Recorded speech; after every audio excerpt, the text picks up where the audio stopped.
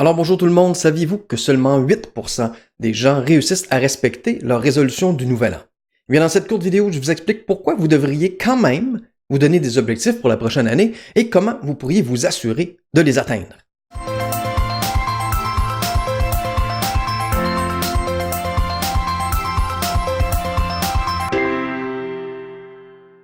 Alors, pour ceux et celles qui ne me connaissent pas, mon nom est Daniel Lambert, j'ai plus de 20 ans d'expérience comme psychologue et depuis 2015, je partage mon expertise dans les réseaux sociaux pour qu'un maximum de personnes puissent en profiter et être de plus en plus heureux et créer la vie qu'ils désirent.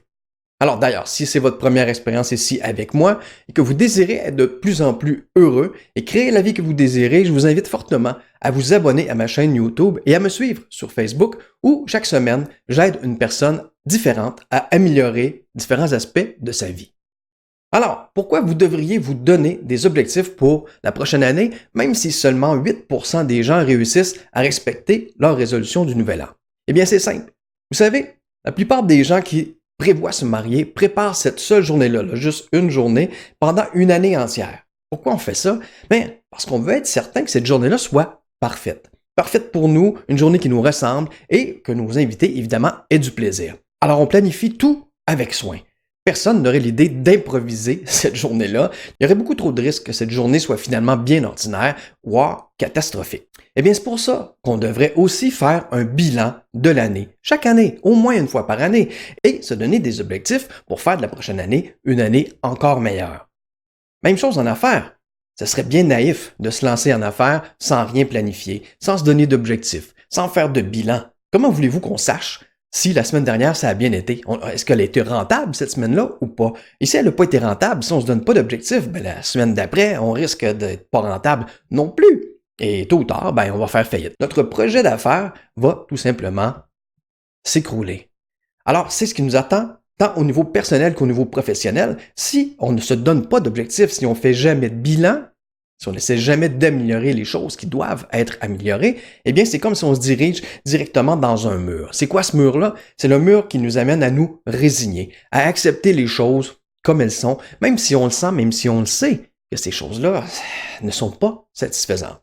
Alors, tout ce qui est important dans notre vie, que ce soit nos finances, nos enfants, notre couple, notre santé, tout ça se détériore, désolé, avec les années.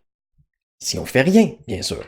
Le problème, c'est que vous vous êtes déjà probablement donné des objectifs, mais que vous avez abandonné après, je sais pas moi, une semaine, 2 semaines, 1 mois, 2 mois. Puis tôt ou tard, vous avez peut-être décidé de ne plus vous donner de bonnes résolutions parce que de toute façon, vous les abandonnez. Puis ça, c'est un peu décourageant. Je comprends.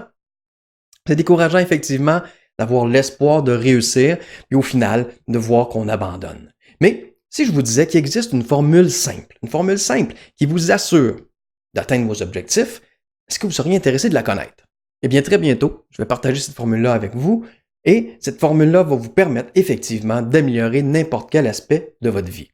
Je vous donne dès maintenant la première étape de la formule. Vous devez formuler un objectif de façon inspirante. Ça a l'air banal comme ça, mais ça fait toute la différence. Écoutez, vous ne voulez pas vraiment perdre du poids, ni même probablement être plus en santé. Non, ça, c'est pas très attirant. C'est juste la surface. À la surface, on veut perdre du poids. Oui. Mais pour s'assurer d'atteindre nos objectifs, on doit identifier nos motivations, nos pourquoi inspirants un petit peu plus profonds que perdre du poids. Voici comment faire. Alors, prenez une feuille, un crayon et inscrivez votre premier objectif qui vous vient en tête, par exemple, perdre du poids. Demandez-vous ensuite, pourquoi perdre du poids, c'est important pour moi? Écrivez votre réponse.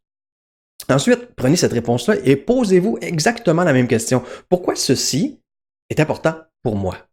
Votre réponse, vous l'écrivez en dessous, et vous continuez de vous poser la même question. Pourquoi ceci est important pour moi? Au moins 4-5 fois, ou jusqu'à temps que vous attrapiez un pourquoi qui est plus profond et qui vous inspire vraiment. Pourquoi on fait ça? C'est parce que pour atteindre n'importe quel objectif, n'importe quel, il va falloir faire des efforts, n'est-ce pas? Il va falloir faire des efforts avec constance. Ça, c'est un des éléments cruciaux pour vous assurer d'atteindre vos objectifs. Il faut le faire avec constance. C'est pas en 2 semaines au gym qu'on va perdre beaucoup de poids. En 2 semaines, on réalise pas grand-chose dans le fond. Pas grand-chose d'important. Mais, si on persiste avec nos actions avec constance, le temps va faire en sorte que là, on va pouvoir accomplir de grandes choses. Alors, pour pouvoir avoir cette constance-là dans le temps, il nous faut des pourquoi plus inspirants que j'aimerais ça perdre du poids, arrêter de fumer, bouger plus, etc. Non, ça, c'est pas assez inspirant. Alors, faire les pourquoi, avec l'exemple de perdre du poids, par exemple, on aurait pu arriver à c'est important pour moi parce que dans le fond, j'aimerais ça me sentir sexy à nouveau. J'aimerais ça me sentir attrayant. J'aimerais ça avoir plus confiance quand j'approche des femmes, quand j'approche des hommes, etc. J'aimerais ça pouvoir mettre cette belle robe-là ou ce beau bikini ou j'aimerais ça cet été me promener sans être gêné de mon corps à la plage. Bon, etc.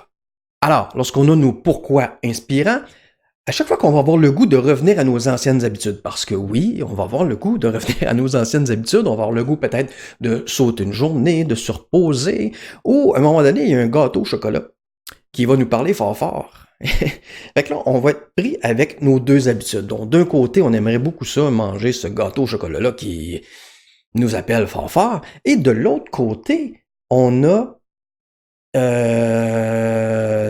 faut avoir quelque chose là, pour combattre ça, n'est-ce pas? Parce que peut-être depuis des mois, des années, on est habitué que lorsque le gâteau au chocolat nous parle, on ne peut pas, quelque part, résister. Pourquoi? On n'a pas de pourquoi inspirant. Mais là, le dilemme se résume à ceci. Est-ce que je veux vraiment manger ce dessert au chocolat-là ou est-ce que je veux me sentir à nouveau sexy? Là, on a plus de chances de gagner et de résister à retomber dans nos anciennes habitudes qu'on sait consciemment qui sont nocives pour nous, qui ne nous aident pas, qui nous éloignent de ce qu'on veut atteindre. Alors, lorsqu'on veut changer des choses dans la vie, on se bat toujours contre des anciennes habitudes. Alors, si on veut avoir la motivation de résister à ces vieilles habitudes-là et développer de meilleures habitudes, il faut avoir des pourquoi inspirants. Si ça vous intéresse d'en savoir plus sur la méthode simple qui vous assure d'atteindre vos objectifs, qui vous tiennent à cœur, je vous invite à réserver votre place dès maintenant pour la prochaine conférence qui s'en vient parce que les places sont limitées. Ne laissez pas passer l'opportunité de vraiment changer des choses pour la prochaine année. Consultez tous les détails sous cette vidéo et au plaisir de vous rencontrer bientôt. Ciao!